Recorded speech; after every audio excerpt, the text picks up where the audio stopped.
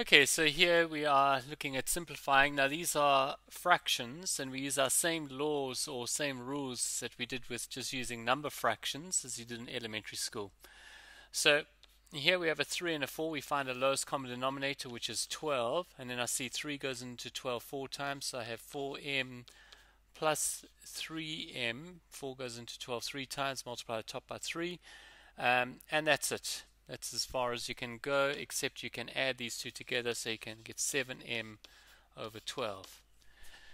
Looking at this again, the same thing. I find a lowest common denominator, and that lowest common denominator is 2a. There, it's got the a in it, and it's got the 2a there. What did I do to this a? I had to multiply it by 2, so I must multiply the 5 by 2, the numerator, so it becomes 10. I had to do nothing to the 2a, so that just remains as 1, so I'm going to get 9 over 2a. Here we have a number minus a fraction. Whenever we just have a number, we can always just put it over 1 to make it into a fraction. And the lowest common denominator there would be 3. Both 1 and 3 go into that. So what did I do to the 1? I multiplied by 3. I must multiply the 6 by 3. So I get 18 minus b. I didn't have to do anything to the b because the 3 is the same. So there we have those. Pretty straightforward. I think you would all agree. Now, going on to some that are perhaps slightly more complicated, but using the same rules as we did before. So here we have 5 and 4. Lowest common denominator there would be 20. 5 goes into 24 times. I must multiply the x by 4. That's going to be 4x. Plus 4 goes into 25 times. So then I must multiply the x plus 1 by 5. Use brackets to make sure that you don't forget any term. That's going to be 5x plus 5 divided by 20. So we're going to get 9x plus 5 over 20 would be the solution to that. Now what about these over here? You've got an x plus 1 and x plus 2. Now when you're not sure about it, all you do is you just take one of each. So you take out an x plus 1 and you take out an x plus 2. That would be your lowest common denominator. And then what did we have to do to the x plus 1? Well, we had to multiply it by x plus 2. So I must multiply the 3 times x plus 2. And x plus 2, what did you do to the x plus 2? Well, you had to multiply it by the x plus 1. So it's plus 2x plus 1. And then we can simplify it a bit. We can multiply out these brackets. We're going to get 3x plus 6 plus 2x plus 2, all divided by x plus 1, x plus 2. And I'm going to get 5x plus 8 all over x plus 1, x plus 2. Looking at C here again, I've put that over 1 to make it into a fraction. Lowest common denominator would be x plus 3. 1 goes into x plus 3 times. So I must multiply my 5 by x plus 3 and minus 2x. I didn't have to do anything to the 2x because I didn't change the x plus 3.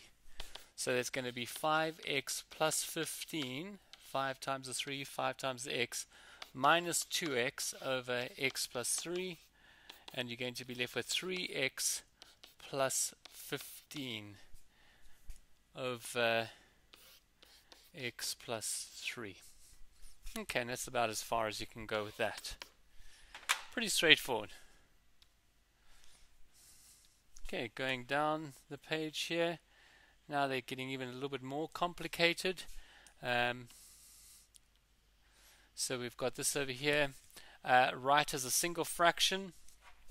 Now again, I must find a lowest common denominator. And basically I just take one of each. So I've got an x. And I've got an x plus 2. But here I've already got an x plus 2. So I don't need another x plus 2. Now what did we have to do to that to make it into that? Nothing, so we just leave that as 4 plus 2. What did I have to do that to make that? I had to multiply by x, so it's plus 2x. So my final answer is 4 plus 2x over x plus 2. And this one over here, again the same thing. Lowest common denominator, I just find one of each. X minus 2. Here I've already got an x minus 2, but here I've got an x plus 4. So that's my lowest common denominator. What did I have to do to this to make that? I had to multiply it by x plus 4. So at the top we're going to have x plus 3 times x plus 4. And what did I have to do to this to make it into that? Nothing, so I just leave it as minus 25. So now I can multiply this out. That's going to be x squared plus 4x plus 3x, that's going to be 7x, plus 12 minus 25 all over x minus 2x plus 4. So I'm going to get x squared plus 7x minus 13 all over x minus 2x plus 4, like that. I think that's correct, hopefully. I may make a mistake in all of this. It's quite easy, especially when I'm doing it quickly. Okay, so that is 15. Let's see this one. Alright, and finally this one, write as a single fraction. Now, we're going to need to do some factorization here. Here, x squared minus 9 is the difference of two squares. So I can say that's x minus 3, x plus 3. Below it here, I've got a common factor of x. So I can take out an x and I'm left with x minus 1. Now, see, this is divide. So what I do is I do a times and I invert this. So it's going to be times. This is actually going to go to the bottom. And I can factorize that as x minus 3, x plus 2. Two numbers that multiply together to equal negative 6 and add together to equal negative 1.